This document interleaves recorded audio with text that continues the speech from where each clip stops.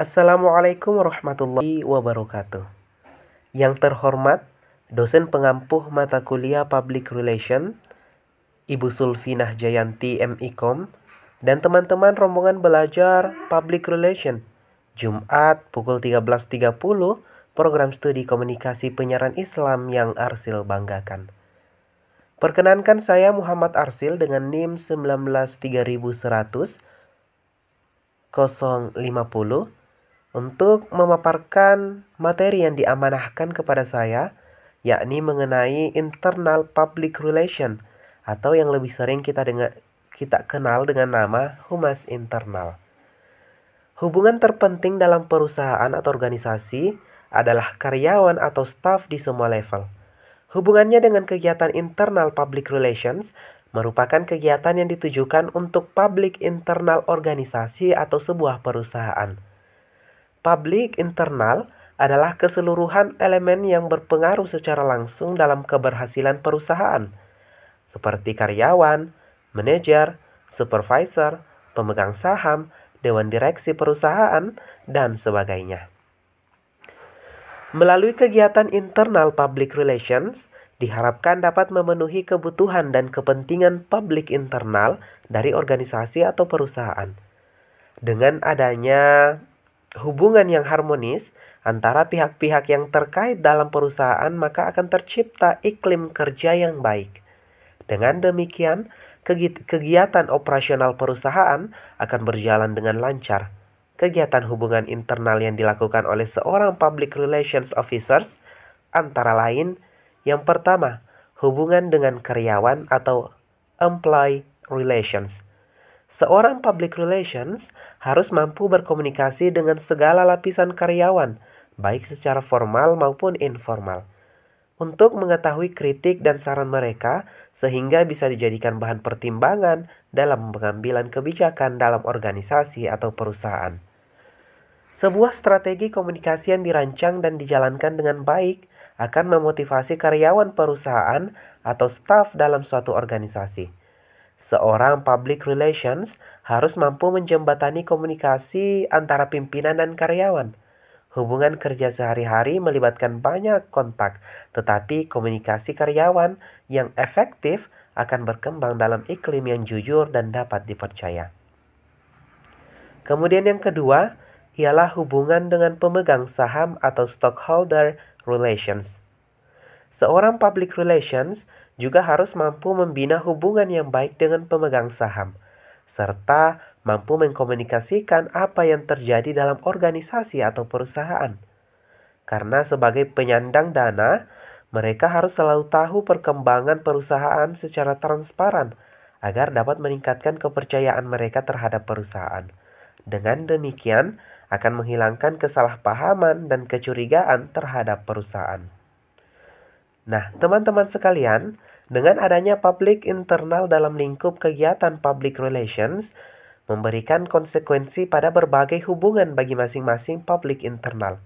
Sifat hubungannya disebut dengan internal relations.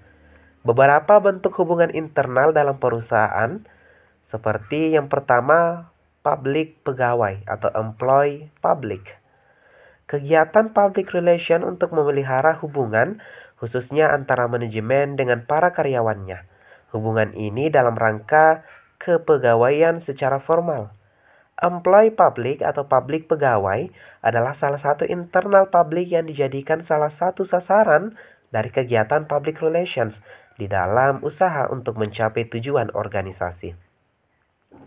Nah, teman-teman, menurut Kustadi Suhandang, membina hubungan baik dengan para karyawan dapat dilakukan melalui kegiatan yang pertama, pemberian pengumuman-pengumuman, yang kedua, personal calls atau pertemuan berkala, kemudian kotak suara atau kotak saran, hiburan dan dharma wisata, kemudian selanjutnya olahraga, study tour, hadiah-hadiah dan penghargaan, klinik dan rumah obat, tempat-tempat ibadah, dan yang terakhir tempat pendidikan.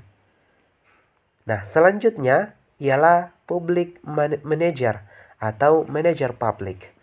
Kegiatan public relations untuk memelihara hubungan baik dengan para manajer di lingkungan perusahaan.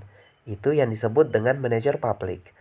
Manajer adalah orang-orang yang dapat mengabdikan dirinya bagi kepentingan perusahaan melalui kemampuannya dalam mengelola perusahaan agar dapat menghasilkan keuntungan sesuai dengan tujuan perusahaan.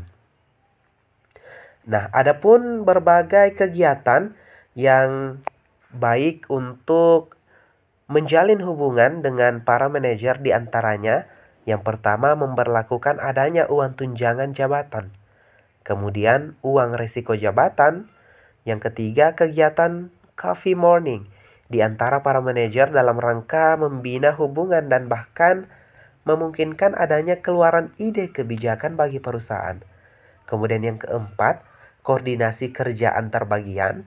Yang kelima, jika memungkinkan menyediakan alat transportasi bagi kepentingan dinas. Dan yang terakhir ialah rumah dinas. Nah, kita beralih ke elemen selanjutnya, yakni publik pemegang saham atau stockholder public. Kegiatan public relations dalam rangka memelihara hubungan dengan para pemegang saham. Ini sangat penting sebab besar kecilnya modal menentukan besar kecilnya perusahaan. Sehingga hubungan dengan stockholder ini tidak boleh dikesampingkan oleh pihak perusahaan. Usaha membina hubungan dengan stockholder tidak lain adalah untuk tujuan kemajuan perusahaan. Komunikasi dengan mereka dapat dilakukan di antaranya dengan cara berikut. Yang pertama, menyatakan selamat kepada pemegang saham yang baru. Komunikasi seperti ini akan menimbulkan kesan baik, di mana para pemegang saham merasa dihargai dan dihormati, dan mereka akan menganggap perusahaan kita adalah perusahaan yang benefit. Kemudian yang kedua ialah memberikan laporan. Laporan mengenai perkembangan perusahaan adalah merupakan kegiatan komunikasi yang berfungsi sebagai kegiatan yang harmonis, di mana ini juga menanamkan kepercayaan pemegang saham kepada perusahaan. Yang ketiga, mengirimkan majalah organisasi. Majalah organisasi merupakan medium yang baik untuk membina hubungan harmonis dengan para pemegang saham. Selain majalah intern, juga tidak ada salahnya mereka dikirim majalah ekstern, sehingga mereka mengetahui atau dapat mengikuti perkembangan perusahaannya beserta segala kegiatannya. Kemudian yang keempat, mengadakan pertemuan. Pertemuan secara face-to-face adalah bentuk komunikasi yang lain untuk membina hubungan yang harmonis, meningkatkan pengertian bersama, dan meningkatkan kepercayaan. Ini dapat dilakukan dengan cara menyelenggarakan pertemuan antara pimpinan organisasi dengan para pemegang saham sehingga akan menambah eratnya hubungan. Dapat juga diadakan pertemuan lengkap dengan seluruh karyawan, misalnya acara halal bihalal, peringatan ulang tahun perusahaan, pertemuan yang membicarakan masalah pembagian keuntungan, penjualan saham baru, dan lain sebagainya. Nah, elemen selanjutnya ialah publik buruh atau labor public. Kegiatan public relation dalam rangka memelihara hubungan antara pimpinan dengan serikat buruh dalam perusahaan dan turut menyelesaikan masalah-masalah yang timbul antara keduanya. Disinilah letak peranan public relations, di mana ia harus mengadakan tindakan-tindakan preventif mencegah timbulnya kesulitan-kesulitan. Dengan demikian, public relations berarti turut juga melancarkan hubungan yang harmonis antara kedua belah pihak. Di antaranya menyelesaikan kasus tentang ada rasa permusuhan terhadap pimpinan dan sebagainya, kemudian tuntutan kenaikan upah sampai terjadinya mogok kerja, dan kasus PHK. Teman-teman sekalian, kemudian yang terakhir yang akan Arsil paparkan mengenai contoh public internal public relations dalam suatu perusahaan, yakni sebagai berikut. Yang pertama, pimpinan. Pimpinan memegang kendali agar perusahaan tetap kokoh. Kemudian pemegang saham dapat melakukan membantu pimpinan dalam mengendalikan perusahaan. Kemudian karyawan secara tidak langsung dan langsung ikut serta mengendalikan perusahaan. Peralatan perusahaan, kalau tidak ada peralatan, perusahaan tidak dapat memproduksi produk. Produk merupakan bagian internal terpenting dalam suatu perusahaan. Kemudian terakhir, gaji. Kalau gaji layak, maka karyawan akan semakin giat untuk memproduksi produk. Baik teman-teman sekalian, demikianlah pemaparan materi dari Arsil mengenai internal public relations atau yang lebih sering dikenal dengan humas internal. Semoga pemaparan ini dapat memberikan pemahaman kepada kita betapa pentingnya menjalin komunikasi yang baik atau public relations di dalam suatu perusahaan atau suatu organisasi agar organisasi atau perusahaan tersebut dapat berjalan dengan optimal. Baik teman-teman, selanjutnya kita akan masuk ke dalam sesi tanya jawab yang mana disalahkan kepada teman-teman yang belum mengerti atau ada bagian yang belum dipahami untuk mempertanyakannya dan kita diskusikan via WhatsApp. Mohon maaf jika ada kekeliruan atau kekurangan dalam pemaparan materi ini dan juga terima kasih atas seluruh perhatiannya. Akhirul kalam, minallahil musta'an wa alaihi tiklan. Stay healthy, stay positive, and wassalamualaikum warahmatullahi wabarakatuh.